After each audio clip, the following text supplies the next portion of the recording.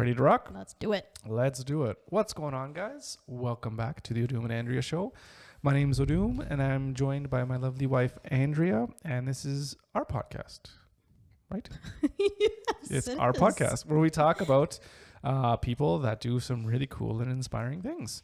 Indeed. And today, we're going to talk about this guy, James Lawrence, right? Who is the Iron Cowboy. Indeed. Redefine impossible. What does that mean? I don't know, but it says here 50 Ironman triathlons, 50 states in 50 days. So that's just stupid. I don't know why you'd want to do that, but we're going to find out why this guy wants to do it. Mm-hmm. And I guess that's why he's the Iron Cowboy, because he does something like this. Or does he? I don't know. We'll see. Find out. Stay tuned right after these messages. So I want to start by, you've heard of this guy before, even though you Well, I know that you've read it, so you talk about but it, even right? before that. So do you remember we were watching on Prime, we were watching that show where they were doing that race around Fiji, that adventure race? He was on there with the guy that was getting pulled by the rope. There was this guy. on the leash. The guy on the leash. So there was this show. I can't remember what it's called, it's but it was called. some race. It was like a 10-day race or whatever it is. Like all around Fiji. Yeah, and it was just gorgeous. yeah. So there's a teams of 4 people, and you know, Oh, it could have been bigger, I think, too. no, I think it was teams of 4. Okay. No, Anyway, it was called World's Toughest Race Eco Challenge, Right. Fiji. And I would just love to do it because it sounds like it's awesome. Because it's just you just go all the time. You just don't stop. But until you have to meet certain checkpoints at certain times. But you're going on boats. You're going on hiking. You're going through all biking, mountain climbing, all kinds of crazy stuff. So it just seems like it would be gorgeous. But anyways, it was funny because we were watching this show, and there was this one team where this guy got heat stroke, and he looked like a guy, you know, maybe not in the best shape ever. Not even So close. you got to keep going, right? So the teammates, what they did, they tied him on like a rope on a leash. It was just around his stomach, and they were just like dragging him along. He was walking, but he's just like, It's like eating the whole time. he's just like, eating, sit down. It's like, I'll feel well. Nom, nom, nom. It's like the fittest people in the world are doing this, and it's like breaking them, and you're have this joker on a fucking leash. And we're just joking around. It's like, oh yeah, he just needs a pit stop at McDonald's to get going or whatever. So good. No, we were just laughing. I mean, it's good for all those people that did that. But I mean, that's the thing. It's like a race, but it's not like it was just super athletes, because there are people that were a lot older and you know that had, you know, that one guy different issues. One guy didn't he have like Alzheimer's and starting to have Alzheimer's. Yeah, it was like his last thing to do. Yeah, so it sounds like a really cool adventure race, which is a whole other thing that I would love to do. Oh, So I saw this. We got to get into this. Yeah. So maybe we'll figure out sometime this summer, now that things maybe are opened up, now that we can see what's going on. Yeah. But anyways, he was on that show? Yes. Well, who was he? What team was he on? I don't remember what team, and I don't remember, but I remember hearing them say, oh, that's the Iron Cowboy. He did 50 triathlons in 50 states, 50 days. Yeah. So did they finish the race? Did his team finish? I don't even know. I just remembered that like today, and I was Is like, he American? Maybe he's on one of the American teams. So he's actually Canadian, but he lives in Utah. Was so he on the Canadian team though? Because I remember there was a Canadian team that finished pretty high up. I think he would probably be on the American team because that's what he identifies as now. Well, he does have American. I think it works that way, but yeah, he has dual citizenship. I'm pretty sure. Yeah. Well, he could have been on either team though. Yeah. So I don't know. Is he? Anyways, let's. Iron Cowboy. Yeah. James Lawrence. Yeah. Go ahead. So Walk me through it. So he was born in Calgary, actually. Oh, right. He's Canadian. Yeah, he's Canadian. Yeah, we just talked about that. How quickly I forget things. Wow. Speaking of Alzheimer's. So he was raised Mormon, and so that's kind of how he ended up in Utah. Obviously. Right. So, but it was like always. Obviously, is that Utah is just 100% Mormon? Well, that's where a lot of them, a lot of Mormon people. That's where like their main church is. Is it? Yeah. Is in Salt Lake City. So, anyways, so he born in Canada. Yes. In Calgary. That's where you are. That's okay. where I am. Gather your thoughts here. Just started. And so he was like, I think always involved in like sports and kind of stuff like that. And he really wanted to wrestle for Canada in the Olympics. Like he was really, really good until he pulled his he tore his deltoid muscle. So that kind of ixnayed that career. Where's that? Your deltoid? Yeah, that's Pretty up top sure here. it's over here. Somewhere around this general area. General area, yeah. Just pointed at the whole body. The whole, yeah. So, and then he talks about this one kind of feat of endurance, I guess you would call it, that he did when he was like 21 or something like that. And so at the Calgary Stampede, they were doing this thing where if you sat in a Ferris wheel, in this little teacup Ferris wheel for 10 days, then you would win $10,000. Like 10 days straight? Could you get up to go to the washroom? Or how did that work? They had a couple breaks where you could get up, and I think every other night you were allowed to go home and sleep in your bed.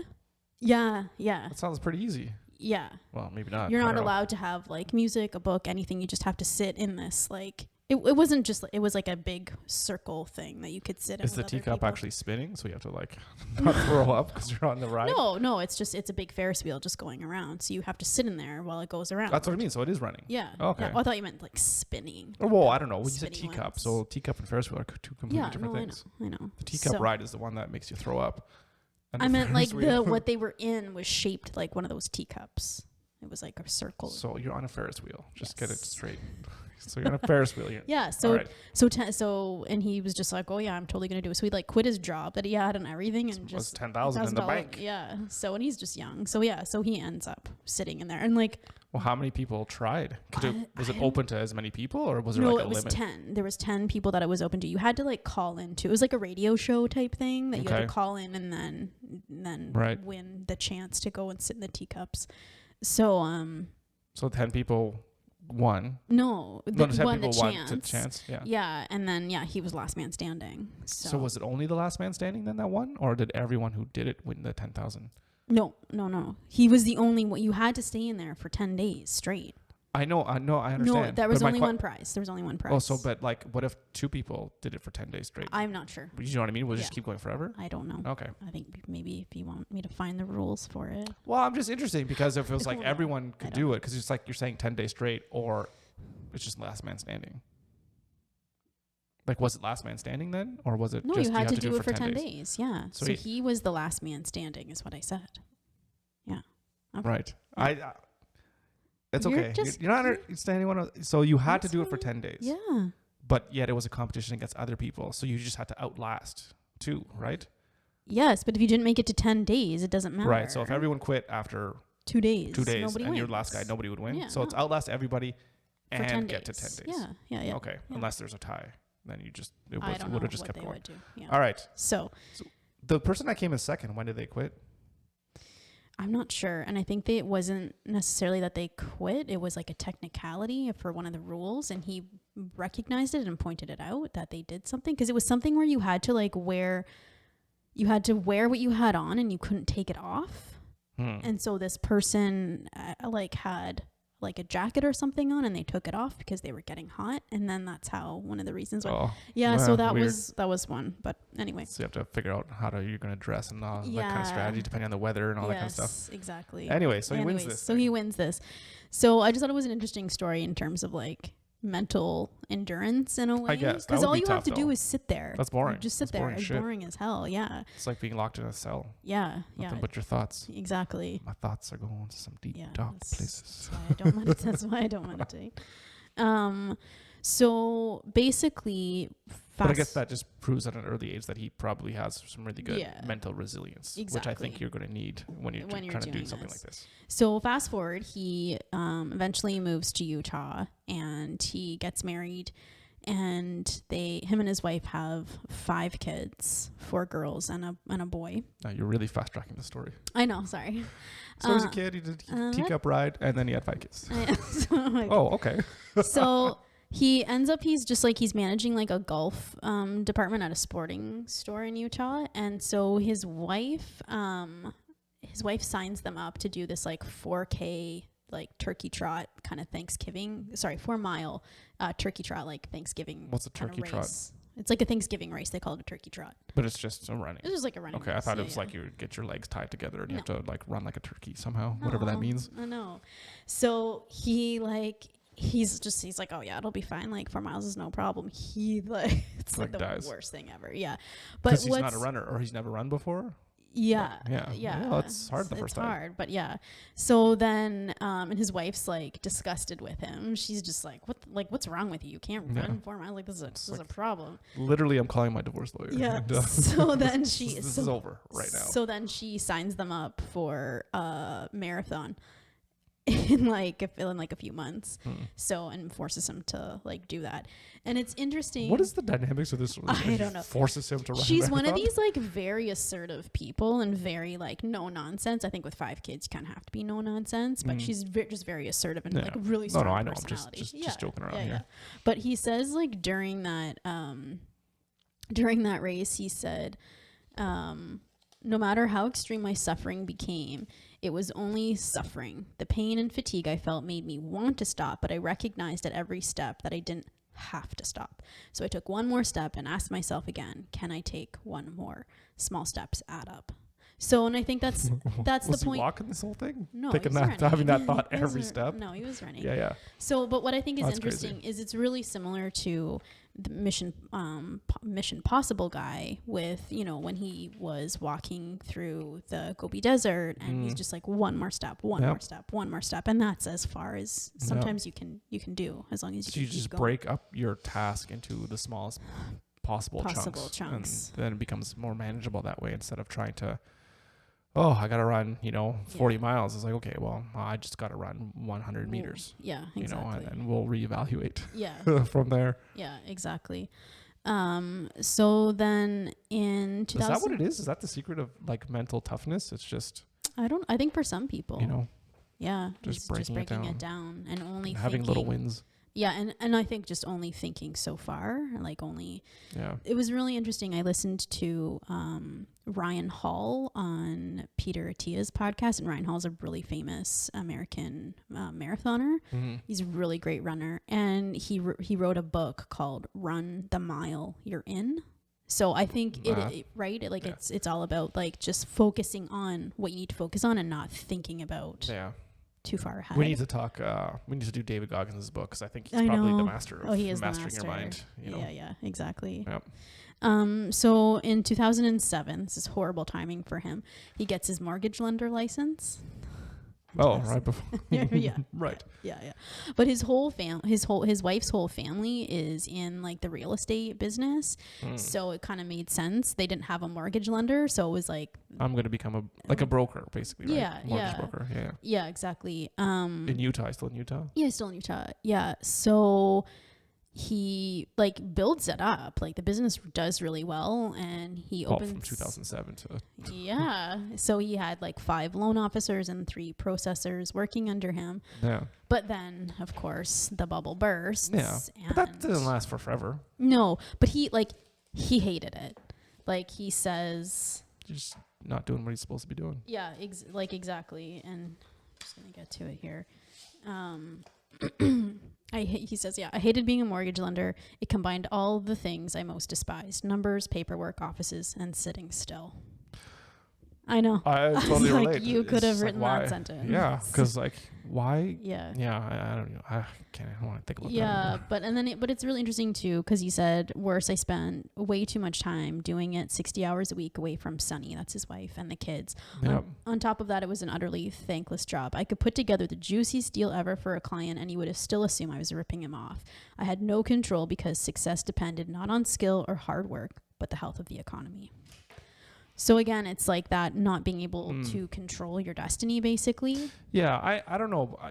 I don't know anything about being in the mortgage industry, but I could imagine that it's not just entirely based on the market, but it's also based on you as a person and how you interact with your clients. And it is a customer-facing job. So if you're an asshole, you're gonna get less clients, I would imagine, than being a really good person to your customers. So, anyways, but I get his point though that overall the health of the market does depend on how well your business can do, for sure. Yeah, for sure.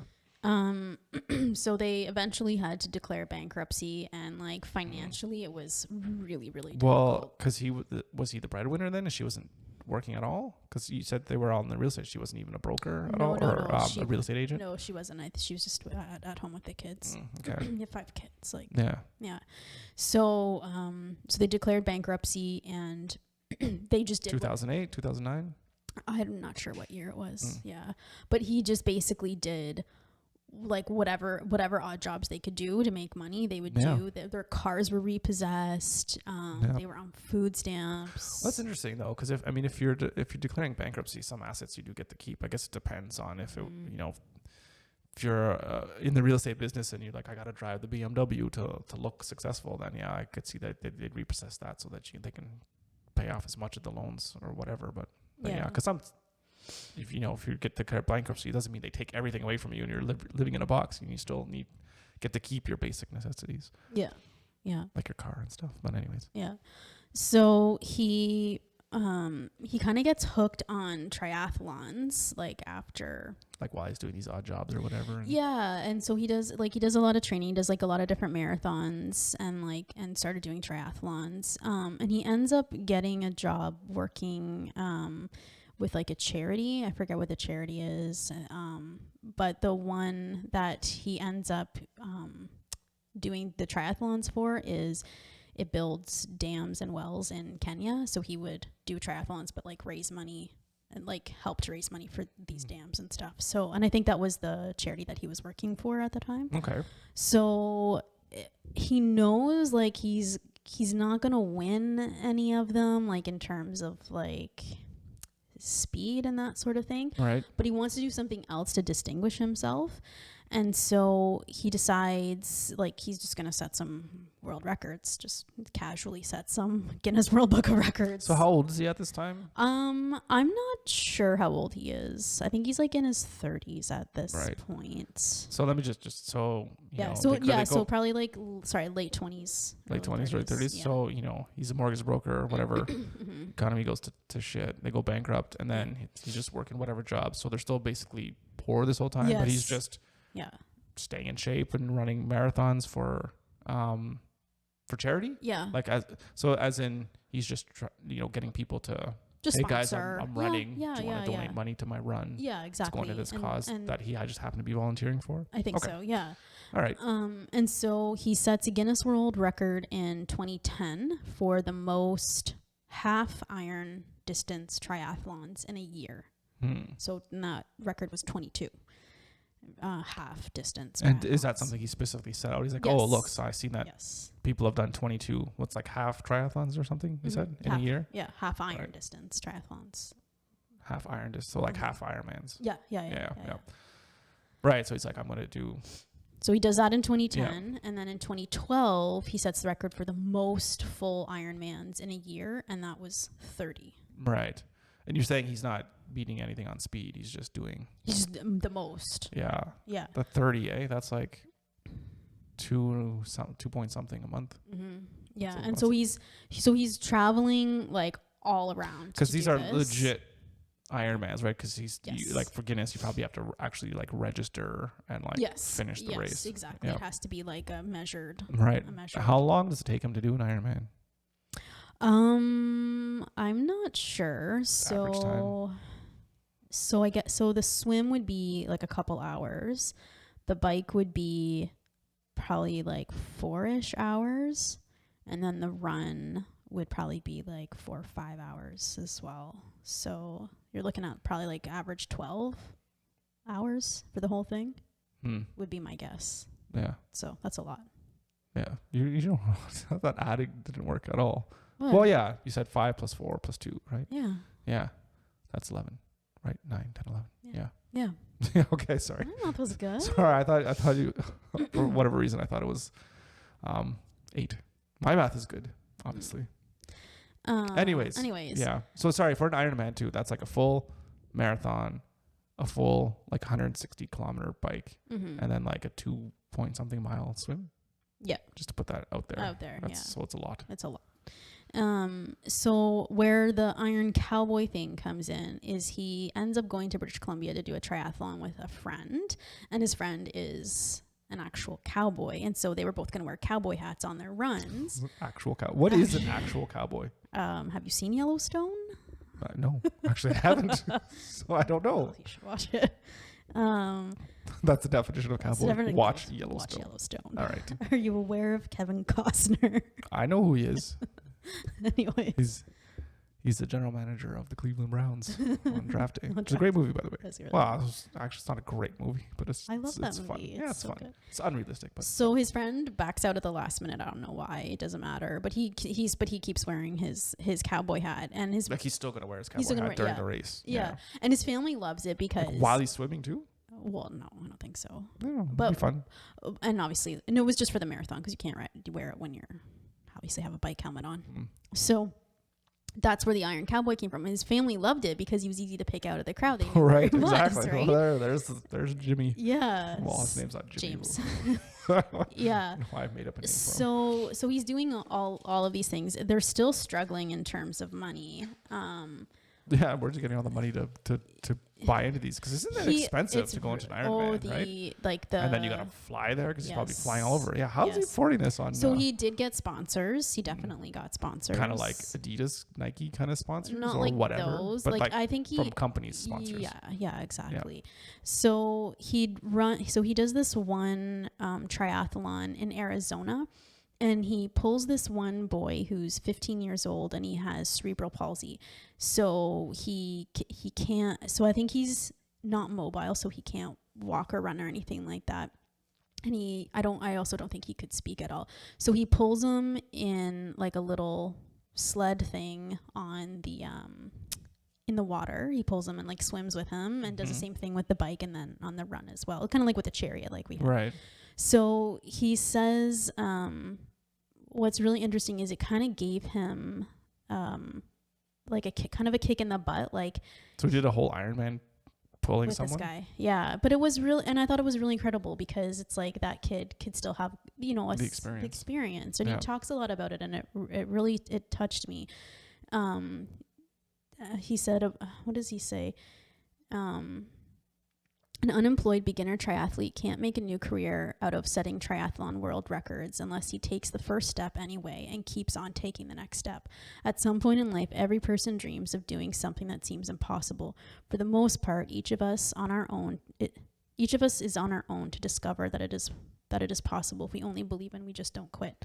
Yep. So that's kind of, and then he's just kind of like, I haven't reached my limit yet of what. He doesn't know what that limit is. What that limit is. He's searching for it. Yeah. It's crazy. Well, and it kind of reminds me of, like with Ash Dykes' experience as well. Cause he's just like, people are telling me it's impossible. Like I want to do, like, what's the limit here? I want to push it. Yeah. So I thought that was like really interesting. I should walk across the Sahara. That would be insane. So then he decides he wants to do 50 triathlons in 50 days. That makes sense. In 56. Makes sense. I don't know how he gets to this. And of course, everyone in the triathlon community is just like, not going to happen. And if you listen to our Rich Roll podcast, you'll... Like he was on it? No, but if you listen to the one that we did on Rich Roll about his book, he did the Epic 5. That's the most that had been attempted, was 5 triathlons on 5 Hawaiian islands, on each of 5 Hawaiian islands in 5 days. I mean, the logistical nightmare of this thing is probably, that's what I'm thinking. Like, even to just do it, like if you were just in a pool and running on a treadmill and then on a bike, like indoors every day, I think you can do that. A person could do that, I'm sure. I mean, it'll be hell. I'm sure you can do it. But logistically, of actually doing that and also traveling to 50 different states, well, that's got to be a nightmare. And I don't even want to know what. Well, and not only that, he takes his whole family with him. Yeah. So, like, that's a lot. So that's interesting. They do. Why did they do that? Just to be together, I guess. Just to be together. And I think, again, just to kind of show your kids what's possible as well. Like, that was a big thing for him. Yeah. So and the whole thing as well is he didn't talk a lot about, like, how they kind of set things up and how they got sponsors.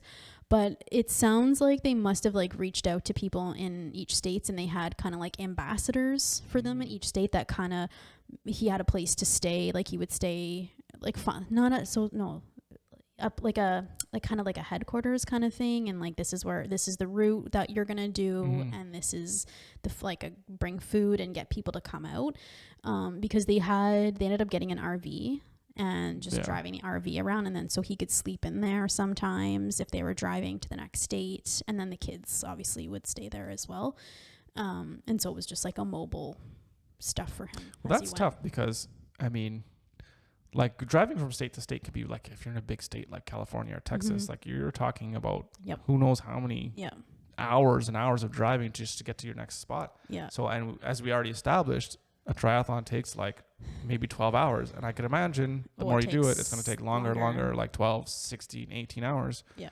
Then it's like, you just got to go the next day and just start it again, like 5 hours later. Like that's so crazy. He's not getting a lot of sleep. Like he gets 2-3 hours of sleep. So, and then especially when they did Hawaii first, and then they did Alaska, because, and I agree with this, thinking you want to get those ones out of the way because you got to fly. Yeah. There's no way around that. And then if something like messed up happens, you don't want those to be like the last two, and then your flight gets canceled or something. An actual state? Yep. It is. Yeah. It's a state. Yeah. So he does that one. So he does Hawaii, then they fly Hawaii to Alaska, and then they drive from Alaska. What? They drive? I'm pretty sure they drove. No, that's driving all through British Columbia. Yeah, I can't remember. That would take you. I can't remember. That's like 2,000 kilometers. Maybe they did fly. That'd take you like 20 hours just to drive through BC. Yeah. So, and then he also does like a 5K, he invites people to come and run 5K of the marathon with him at the end of the day. So he has that kind of like community connection and tries to raise awareness and stuff. And You'll get one of those guys on a rope to pull him along if he's just too tired. And then, so what he is hoping to accomplish with this, his goal was to raise $1 million for childhood obesity. And so he was supposed to be pairing with Jamie Oliver's. So Jamie Oliver is a famous UK chef who's really hardcore about feeding kids healthy foods. I think everyone should be pretty hardcore about that. Well, in terms of like school lunches, right? Like, because school lunches are sometimes like that's a whole other topic. Yeah, exactly. So that's what he does. So he like, spoiler alert, he ends up doing it. He goes through a ton of stuff. There's a bunch of controversies that happen with this. Well, I'm sure there's going to be like purists that are going to be like, well, you didn't actually do it because it's not measured out. Well, no, but just maybe because aren't there some things where he doesn't actually run? Like he'll be on a treadmill instead, right? Do you know what I mean? Yeah. Right? So there was, the first issue was he was doing so poorly. And so he ended up getting a saline drip. So basically just you're getting an like IV fluids, and like that's it. There's nothing else. It's just fluids. That's all it is. But it's just because he cannot keep himself hydrated by just drinking. So people were not happy with that. People were not happy. Well, then you go do it. I know. He runs into a problem with, they do end up doing like an Ironman triathlon in New York, and they didn't realize that was an issue that they could be like kicked out, disqualified, disqualified. But not only because he's running with an actual IV inside. No, he's not running with it, but just he had it. But not only that, but then being not allowed to do an Ironman ever again. Like that can happen as well. Because it's like cheating. Yeah. Right. So they did they had to submit their paperwork for that, and they cleared it. It was fine because they knew what he was doing was a little bit different. Yeah, right? And it's because he's not competing to I'm going to win this one. No, it was just he's doing something else, but he did want to do an actual one. Yeah. Throughout it. So then the other issue came when, there was times I think it was in Texas, there was a freaking hurricane. Right. So it was for a couple days as they were driving, the hurricane was kind of following them. So they had to run inside on the treadmill for and do everything inside for a couple days. However, the really big issue was when he took a really bad fall on his bike and really hurt his hip on this fall. Because like he would be falling asleep on the bike. Yeah, probably. Like unreal. And so he falls. And so just put training wheels on the bike. So a little tricky. So he calls his coach and he's like, what do you think about like, can I go on the elliptical? Like, what do you think? And his coach is like, oh yeah, it's a great idea. Like, go ahead. And so, but his wife is just like, no, don't do it. And then all the hate he gets, because he's like, you know, social media throughout this whole thing. Right. And people are just like, yeah, you're done now. Like, you're done. You didn't do it if you were on the elliptical. Yeah. Well, elliptical is not a bike. I can tell you that right now. However, he does say some really interesting things about the elliptical, because if you think about it, like no, but like it's almost like about the spirit of it, and he's like, I understand. I'm not gonna say like you could, look what he did. Like I'm not gonna sit here and like judge. So you could walk on a treadmill and still complete a marathon just by walking. Yeah, you're not running.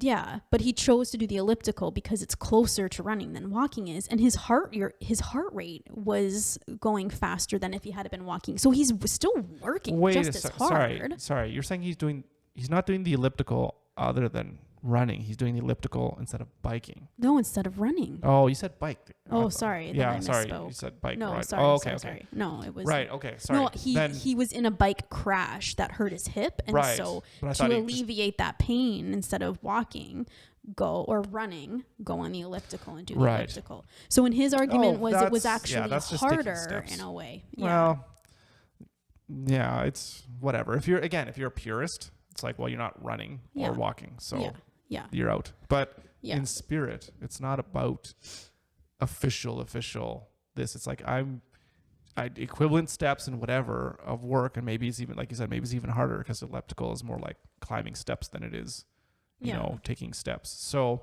taking steps, like not steps, like you know what I'm trying to say? Yeah. Anyway, so I think it's like it's fine. Yeah.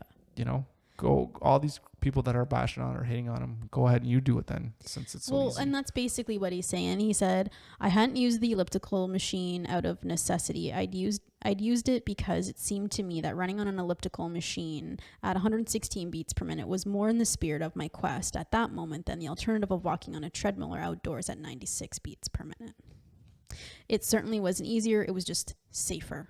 So like that was kind of his. Yeah, I mean, if you're injured or whatever, and that, like, it's funny though, like what injury could cause that he couldn't walk, but he could do elliptical? Yeah, that's still almost I don't know. Very similar range of motion. It is really similar. And he says, what bothered me most was my critics' insinuation that I was trying to evade the challenge I had created for myself. This charge was so thoroughly unjustified, and it is so badly misrepresented, and it's so badly misrepresented who I was and what I stood for. Yeah. My intention in planning and starting the 50 had never been to set an official world record. It was to discover the limits of my physical and mental endurance and to redefine impossible. So, everyone, it's got these hitters. We were talking about this last week with Amanda Palmer about having empathy with people. Yeah. And like, just look at what he's trying to do or what he's doing, especially if you're following along on social media, and all you can do is just criticize, like, because technicalities, he's not running, he's on elliptical instead. Mm-hmm. Like, what are you doing? Like, why are you going to be shitting on it? Because he's not setting, again, like an official. No, it's not an official it's unofficial triathlon. He's just doing something. Yeah. That you're just going to judge and sit there on your little couch, probably, you know, not even being able to come close to doing what he did, let alone not even be able to do maybe can't even do one. Exactly. Yeah. So and so when he also says a little empathy, people. Yeah, he said, I was still pushing my body mind further than I ever had, and perhaps as far as any athlete ever had. I was still doing the impossible and empowering others to do their impossible. Yep. So yeah. And then, so he finally kind of gets to a point in Connecticut. So I'm not sure what day Connecticut was. So how often does he substitute elliptical for running? Just that one time. Oh, just once. It was just like once. Interesting. Yeah, it was just once. Wow. Yeah, I know. I thought it was like, okay, well, maybe he did it for like the next 3 weeks or whatever it was. But no, just one time. Just one time. So then he kind of has like a reckoning in Connecticut. So in Connecticut, it was day 30. And he was, he just kind of got to that point where he didn't think he could go on. Like he really felt like he had kind of reached his limit. Yeah. But it's like muscle failure, basically. You know, like you physically. Almost. You know what I mean? Yeah, he was almost there. And so he was, he just like, he wants to quit and he kind of has a breakdown. And so he's kind of sitting on the side of the road off of his bike and he's just thinking about, well, what would that process look like if I quit? Like playing it out in his mind, what would happen? And he's like, oh, I'd have to call Sunny to come with the car and have her come. And then I have to tell the kids. And that's what stops him in his tracks is like, I would have to tell the kids and I don't want them to see their father fail. Like I don't want their innocence. Like he talks a little bit about that. Yeah, it's not. I think he's being a little too hard on himself there, in my opinion. Because I mean, you've already run 30. Well, I know. In 30 days, and like your body's probably busted up to shit. Yeah. And it's like better to fail at something that you really gave it everything you had than to never even try at all. And that's not, it's okay to fail. Yeah. Personally. Yeah. Right? No, of as course. long as you give it 100%, right? Yeah. It's the people that don't even try. Yeah. So I think he's a little too hard on himself there. But that being said, good for him for digging deep and using that as fuel to keep going, though. Yeah. Because obviously he could keep going, right? Yeah. So there's that. It's like, are you quitting because you just don't want to do it anymore? Or are you quitting because you like literally have reached your limit? Yeah. And more often than not, Goggins talks about this a lot. When you think you've reached your limit, you still have you have only given like 40 or 60%. You still have that much more to go. Yeah, exactly.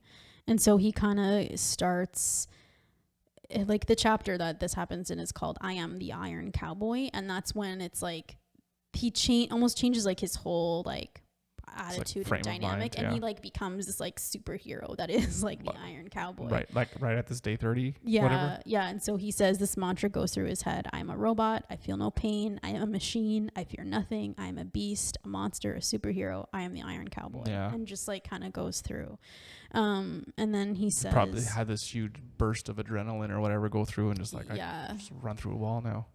And he says, in getting up off the ground for them, his kids, I had discovered that my personal limit was greatest, that I was my strongest and truest self in my role as a father. So it's like taking that and making it your fuel in a sense. So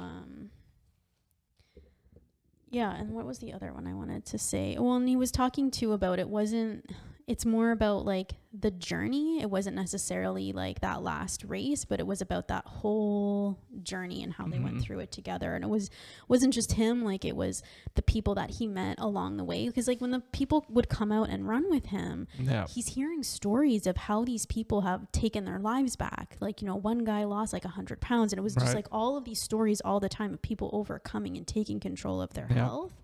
It was just that's really, really inspiring. 100%. So, and then same as well, like with his family and his kids being there, and his one daughter ran 5K with him every single day. How old were the kids? Because they had 5 kids at the time. Yeah, or were they have 5 kids? So how old were they when? I think the oldest was like 12. Okay. Yeah, so they're pretty young. Yeah. And then and then he also talks a lot about like cognitive reframing, which is something like reframing the pain and just reframing those things in your mind. And like he gives a really good example where he got really bad hemorrhoids. Oh God, that's not pleasant. No, when you're riding a bike, it's not pleasant. Nope. And not pleasant, period. But yeah, also when you're riding a bike. And so he so they're so bad. And then, added on to this, like he's getting so much hate online from people like just on him. And so there's 2 main people that are like the worst. And so he ends up naming his hemorrhoids these 2 people that are these 2 haters. And so it's Bonnie and Clyde over here. So every time he goes over a bump, he's like, yeah, take that to like each of the hemorrhoids. Fuck. Yeah, it was pretty gross. Jeez. Yeah, so I can't imagine the physical damage that he caused on his body. Do you want to go over that, or do you don't care? No, go over well, because it's like a lot. well, like he doesn't really talk too much. Like it's just, you know, he has constant like issues. Like he had this one blister on his toe was just awful. He had he would get like really like his stomach would get really distended Because of like bloat or whatever. yeah, and yeah, but like he had like a wherever he went, they would like arrange like a chiropractor and like a massage therapist. Ooh, chiropractor. Yeah, just to, like I just don't trust those, but yeah, so yeah, massage and all those, like a physio type person would be really helpful. Would be helpful. Yeah.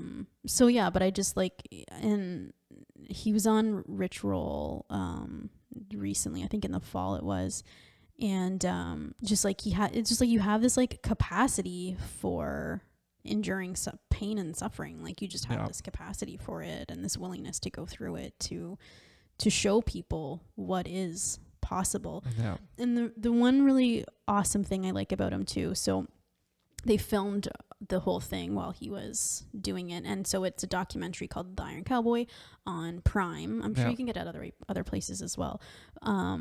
But what he continues to tell people, because he always gives like a little talk before the 5K run with everyone, and so what he tells people is just like this is my impossible, and so like what your impossible might be different. It doesn't make it any smaller than what you're doing. It's all about that mindset of what you're gonna do. So I just thought that was a nice way to talk about it. I mean, someone that's just on their journey, and someone who's like, you know, say they have 200 pounds to lose, you know, their Ironman is like just going out and walking for like 2 kilometers. Yeah. And just finishing that and just doing that every single day, you know, and then over time, maybe it'll get bigger. It'll get bigger, right? As they get stronger and stronger. Exactly. Yep. So what's your impossible? Oh, I don't know.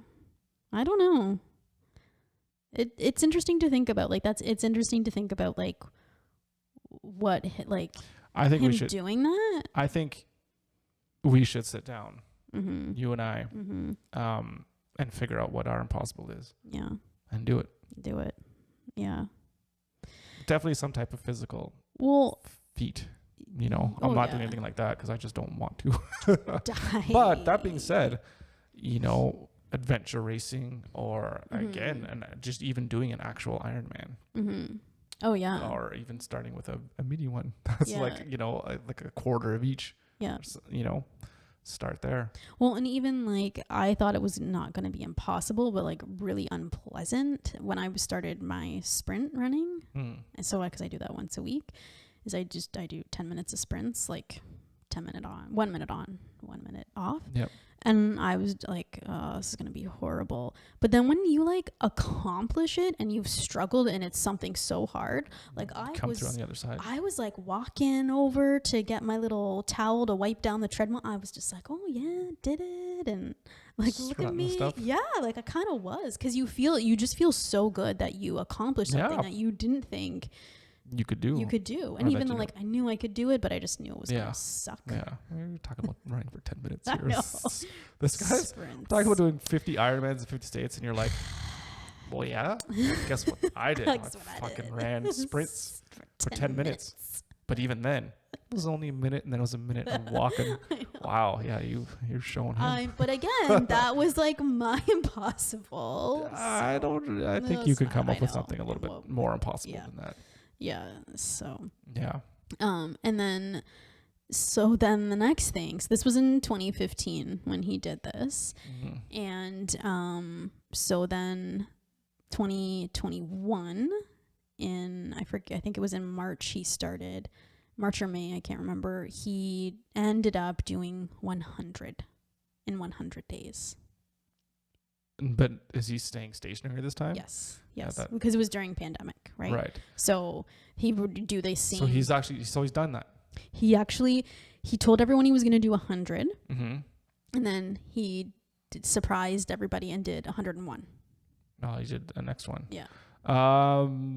And so that was running on a treadmill, a stationary bike. No, it was all outside. Okay. Yep. And in a pool though, or just like in a pool? In a lake? No, he was in a pool. Like I think it was an outdoor pool. Oh no, maybe it was indoor. I think it was indoor pool. So he's but that's what I mean. Like, what, did you run? Was it like a track or was he Like running around in a track in circles? No, he was. Or like a specific route? Yep, it was outside. But it's always the same. Yep. Always the same. Yep. Yep. I wonder if that would be harder or easier if you're always at the same thing. But I guess maybe you can have landmarks or whatever to know where you are. Yeah. Yeah. But listening to him, so he's on with his wife on Rich Roll. I feel like I'm like, oh, I've listened to Rich Roll a lot because he has all of these really awesome people on. But listening to him and his wife talk about it, they thought, oh, it's going to be much easier because we're not traveling around 50 states. Like logistically, it'll be easier. And she's like, no, really, it's just as bad. How could it be just as bad? Because you're not traveling. No, but I guess there's just like so much stuff and it's so long and there's so much to coordinate. And like, what do you need to coordinate? Just a guy running an Ironman every day. Yeah, but they had people coming to stay with them. Like everyone would come and do it with, like famous people would come and do it with them. Okay. Plus they had to, the problems would come up that they would just kind of like have to solve these like little problems, like little injuries, like the issues that they were having. Yeah, well, of course, but that should be the same. It seems like it's the same except less because you're not traveling. Yeah, that's interesting. I don't know, but that podcast is really good with him. Don't get me wrong. Logistically, I think it would be a nightmare to do that. So I'm not saying it's easy. just because you're stationary. I'm just saying that's weird that it would be like harder because you're not traveling. Because I don't know. Even just traveling to 50 states in 50 days is like a lot. It's a lot. Forget about running. Stopping in each one doing a triathlon. I know. Just coordinating going to 50 different states in 50 days is challenging enough. Yeah. Jesus. Yeah. But so crazy. It was. So we did 100. Oh, that's insane. I know. And like even like, so his Did wife. anyone come out flack for cheating? In terms of if he didn't run or he did an elliptical? No, and like that's why I think he kind of felt he had to double down and do this again, was he needed like that redemption. So like once he got past like 50, he's just like, okay, like I kind of redeemed myself for any issues that happened. Was it a plan? Did he outset say like I'm going to do 100, or he's just like I'm doing this again, guys? No, he planned to do 100. He like notified everyone like this is going to be 100. Yeah, this is what I'm going to do. Yeah, and like people would fly out. So like Rich Roll flew out and did one with him. Did one with him. Yeah, sorry. Yeah. No. Okay, sorry. I'm stretching my legs. That's okay. Yeah. So. But yeah, so it was interesting to listen to. So now he's not on food stamps. So now he's got his movie deals and everything. So he's done well for himself. So they filmed that one as well, like the 100, or 101. So that'd be a good one to watch. Is it coming out? I guess at some point. Yeah, at some point I'm sure. Yeah, They're in post production. I'd imagine. Yeah. So. That's cool. Yeah. So super inspiring. Yeah, really no kidding. Inspiring. And so that's just kind of what he does now. He just does Ironmans. Is that just kind of his thing? Is just pushing. He's just constantly like. I don't know. Do you know what he's going to do next? Right? Is it no? I don't know. He didn't say because I think that podcast was in September that they did that podcast. Well, you said it was 2021 that he ran the 100, right? Yeah. So he's probably still in recovery. I don't know. I would think to recover from all that stuff. So he didn't say what his kind of next step was, but like he has you can hire him as like a coach. He does a lot of public speaking. Here's a coach. All right, just do it, Ironman. Just repeat it. 50 days. What more do you want me to say? What are you gonna do? When you feel tired, just keep going. Yeah. Crazy. My only problem with this book is he kind of complains about some of the people, like some of the ambassadors and some of the people that he had on his team while he was doing this. And I think I kind of briefly talked to you about it because I was just like, I don't feel like this is the place where you should be calling people out for what they did or didn't do. So, yeah. Sorry, that was loud. Your stomach? Doesn't like this topic of conversation. So sorry. So in the book, he's like, so he has people because he has a whole team of people. I imagine helping him out. So somebody on his team does something during the whatever. Or doesn't do anything. Like he gets really frustrated with this one person that was supposed to be kind of coordinating and doing posts for them and like coordinating with the sponsors. And so it wasn't getting done. And there was a bunch of other things I think he dropped the ball on. And I'm not sure. I don't know why. Of course not. And so, but then his wife, Sunny, ends up having to pick up all that flack. And at the same time trying to wrangle 5 kids in a little trailer. So, like, I get the frustration, but I just was like, why is it in the book? Yeah. Calling someone, does he call him out by name too? Oh yeah. That's not kind of. So there must be something there. I don't know, but even some of does it take away from the positivity of the whole message of like? Well, I'm talking about it, right? So and it and even like some of the stuff he says about some of the ambassadors, like the people that kind of help him out, like he gets pissed because they pick a route that is too hilly on his bike, and he's pissed that it's not like a nice flat route, which fair, but you're gonna get mad at and like kind of pissy about it, like, and why write about it? Or just say what it is, but then maybe don't call out the actual person. And then the other one or something, like he asks the guy if the water is cold before he gets in, because it's like an open, like a lake or something, and the guy's like, oh, I don't think it's that cold, and he gets in, he's like, you lied, it's freezing. And that's a subjective thing. Then why not just ask what the temperature is of the water? Why bother including that when this book is supposed to be about positivity? So that's the one thing I didn't really. That's interesting. I know. That's the one thing that was weird to me about it. So, because everything else is so positive. Right. So, I don't know. It was. Anyways, I don't want to speculate onto why somebody would do that. Call someone out in public on a book that they're just trying to help. Because I imagine these people are volunteers. Oh, of course. Right. So, of course. Maybe there's something. There's something else going on. Yeah, I don't know. Well, I'll just say that that's just unfortunate. I know. Yeah, like that's how I felt too. So that's the only kind of down thing of the book itself in terms of, like, I was going to ask you on a scale of 1 to 10. What's the rating? So I'd give it a 7. A 7. Yeah. 7. And probably it's losing a couple points because of that kind of stuff. Yeah. Yeah. Because it's like, why do you want to read that? You just want to.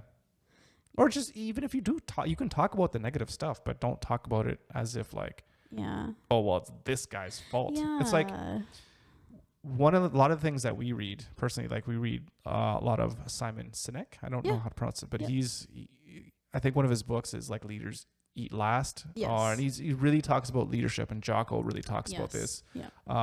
Extreme ownership. It's like, it doesn't matter who's on your team or whatever. When something goes wrong, you don't blame the people below you. You blame yourself. Exactly. Because at the end of the day, you're responsible. And if you want to be a leader, you have to own that stuff. So just that example that you gave of the water, like, if you want to know what the water temperature is, you specifically outline to that person. So it's like, I need to know what temperature it is or what level I'm comfortable with. Yes. Don't just be like, don't be like subjective. Like, is it cold? Well, if he thinks it's hot, then it's hot for him, So define your parameters. That's bad leadership in terms of not putting out your parameters properly. Don't get mad at him just because. Yeah. Do you know what I mean? And that's so stupid and so little of a thing to complain about and write about it in a book. Well, I know. And like, I can understand in the moment, like the exhaustion that you must be feeling. And so and he talks about that. I forget they call him a name. Like the grumpy troll or something like that. And so I 100% get that. And so if that little thing, but why write about it? Yeah. Like, why put it out there? Yeah. Like, I don't know. Again, in a negative spin, right? Yeah. And not just own it. Like, yeah. If you're just be like, well, yeah, maybe, you know what, when I'm running this thing, I'm miserable and maybe I'm not the best person to be around, but that's because of you, not because of other people did things to make me grumpy. I know. So that's too bad. It's too bad about that. Yeah. Because I mean, for you and I mean, we're all about owning up to everything that you do, that even if someone is constantly poking at you and maybe they are legitimately doing things that are pissing you off and that are really bad. Yeah. But still, you have to be in control of your reaction and how you're going to, handle the situation. And maybe just thinking about it is maybe because he was dealing with so much hate about the saline bag, about doing the elliptical, and then there was a bunch of other controversy about him and the money that they were raising. Mm-hmm. There was controversy there as well. Interesting. Like, in terms of what they did with it? No. So people so they, at the last minute, they switched what charity they were going to be raising money for. And they were just like, they tried to get in contact with Jamie Oliver's people to raise the money. That's weird. If you're going to donate to someone that's know. going to put charity to feed the kids, and then you just switch it to now it's build a dam, you know, that's completely, it's like, that's not what, you know what I mean? No, it was still like the same. It was just a different childhood obesity charity. It was still childhood obesity, but it was just a different charity. Still, that's, but, and then that is a little bit and so shady. How the checks and the donations were going was, I think it was going, I just don't think they knew what they were doing for some reason. And so the checks were like going to them maybe, and not necessarily to the Jamie Oliver Foundation. And so people thought, oh, they're just taking that money from themselves. And they're like, no, like not at all. We just haven't been able to put the pieces together to get them. Like, that sounds like more of a logistics learning process to know how to properly communicate what you're doing. But that's a big thing though. If you're raising money, like we talked about this with Amanda Palmer, it's like, you're raising money for other people, you know, you're going to ask them, then do what you want it, then that's fine if your community's okay with that. But if you purposely are doing something like this, saying I'm raising money for X charity, then you take the money and then you go ahead and give it to Y, that's a big problem, because that's like, look what happened, what happened with GoFundMe and the convoy here in Canada, where they came under so much heat. Number one, they canceled it. And then they're like, oh, well, we're not even going to refund people money. We're just going to dish it out to whoever we want. That's literally fraud and deception. So you have to be very careful, and to communicate what you're doing with money. So, but that's interesting. So what I think is, I think he was like very defensive maybe, and maybe that's what's coming out, is he's trying to defend against like all of the hate that that's weird, because it's not like it's in the moment. Like in the moment I could totally see that, but it's like, okay, well, you've had like a couple years to like stew down from it or simmer down, so and just like let it go. So it'll be interesting if he writes another book about the 100, if that will be different, because there wasn't that controversy involved. So I wonder if it'll be like a different outlook. Yeah, well, we'll see in those terms. So yeah, we'll see. Yeah, it was interesting. Yeah, but 100%. Yeah, very inspirational. So 7 out of 10. But in terms of inspirational, 10 out of 10. 10 out of 10. Yeah. Well, of course. And like I said, I was going to ask you this before, but I already asked you. It's like, what's your impossible? And I don't know, but I think we should figure that out, and we'll sit down. I think we'll sit down and we'll just hammer it out, and we'll put that up on our website, having these conversations, and then we'll actually go out and do it and try to do it anyways. Well, and springtime is coming. The weather's nice outside. Let's do it. Let's figure out what we're going to do. Well, and then tell us, whoever's listening, tell us what your impossible is. Yeah. Wow. Yeah. That's a good question. Yeah.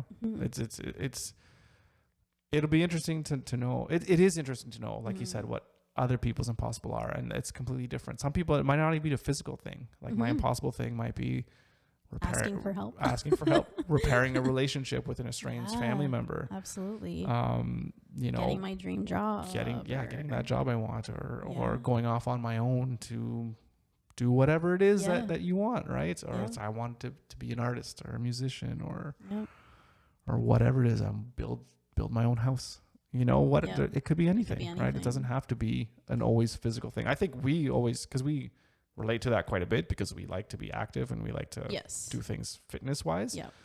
That doesn't always have to be like that. So, no, it doesn't. It doesn't. I'm interested to hear your comments as to what you think is your impossible. What is yours? Do you have anything in mind? Well, I have lots of things in mind. Yeah, I mean, something like this where it's doing some type of triathlon. Like I want to do a triathlon. Yeah. So that's my impossible. And for me, I'm like, I can't even run like 2 kilometers without my knee like screaming in pain, right? So like I want to fight through that and figure out how I can do that. Yeah. So that is definitely an impossible that I want to do. And like I said, even this year, doing like a mini one would be amazing. Yeah. So we'll have to figure that out. Yeah. Like if we were on that show to do that, that race, oh my god, something like that would just be amazing to me. Incredible. You know what we did even a couple of years ago, just doing that whole loop around Algonquin Park. I would love to do a bigger one. You know, like 50, like the camping.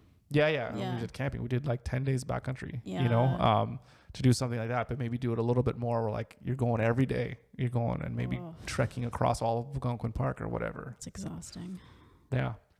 But stuff like that is my impossible. And something that I don't think this is impossible, but you know, it's becoming financially independent. You know, that's something that we're fighting to work towards. So it's a little bit different again, but it's not a physical thing, but it's still what can we build? Yeah. That'll help carry us through to where we want to be. That's another one. Yeah, absolutely. Right there. Yeah. And there's some other things, but maybe we'll save that for another day.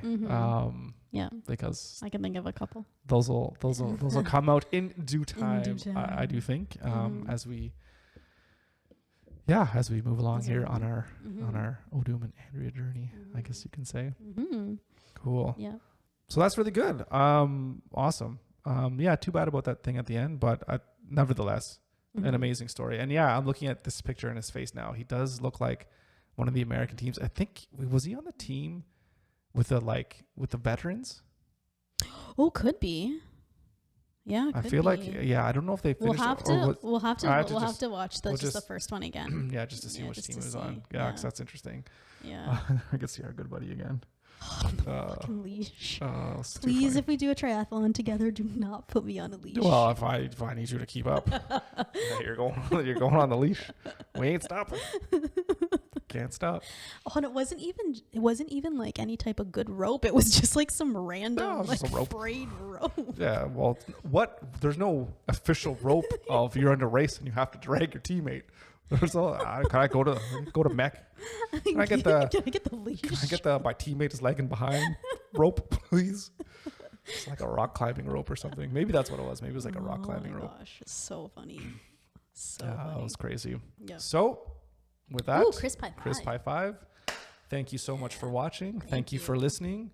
Find your impossible. Yes. Tell us what make it possible. Yeah. That's what we want to know. That's what we want for everybody. Yeah.